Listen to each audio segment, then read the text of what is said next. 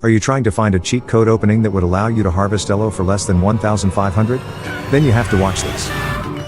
This opening is actually easy to master and is suitable below 1,500. This can also lead to checkmate with queen sacrifice in move number 12. So let's start. This opening starts with d4, d5.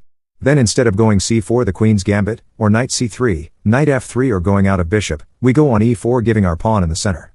After they takes we go knight c3. This opening is called Blackmar-Diemer Gambit. They go knight f6 defending their pawn, but offering one pawn again on f3, and the most common move is to accept the second pawn and it gives them a little advantage. We just take it with the queen and they have a lot of possible moves after this. They might take d4, or develop their knight on c3, or going out their bishop, pushing e6 intending to castle, or even pushing g6 and having a strong setup.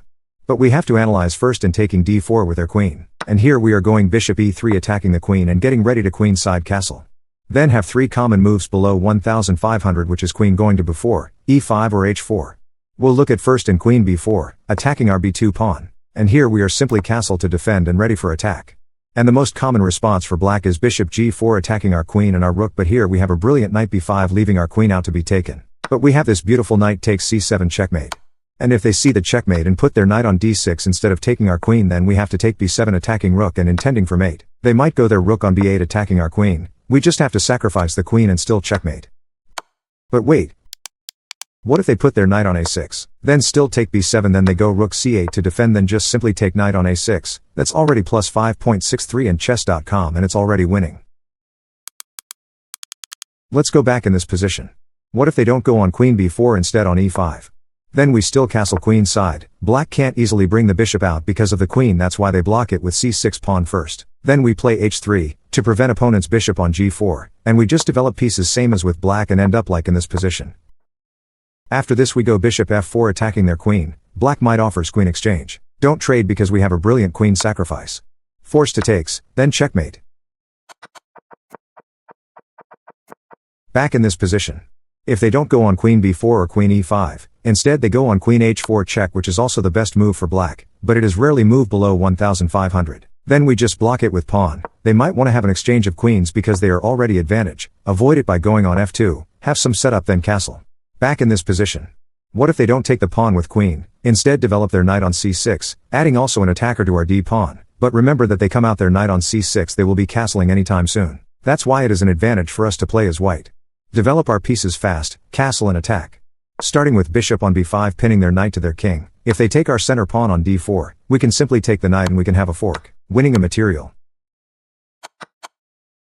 So, the most common move here is bishop d7 blocking the pin, so we just develop our pieces by developing our knight first, and if ever they attack our bishop with pawn on a6 we are going back, and if they push b5, we just still go back in b3 targeting this diagonal.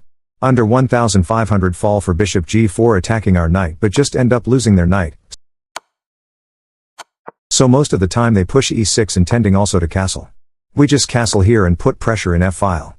Most common move is bishop d6 getting ready to castle, but we can just attack with knight on e4 hitting bishop and knight. They need their bishop to go back on e7 to defend the knight because if they take our knight with their knight then it's a checkmate.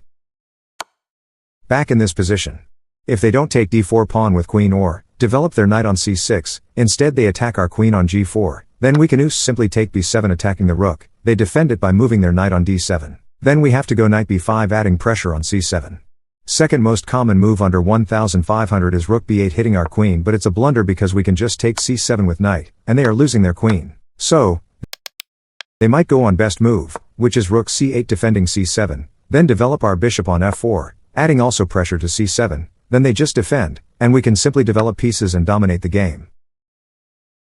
Back in this position.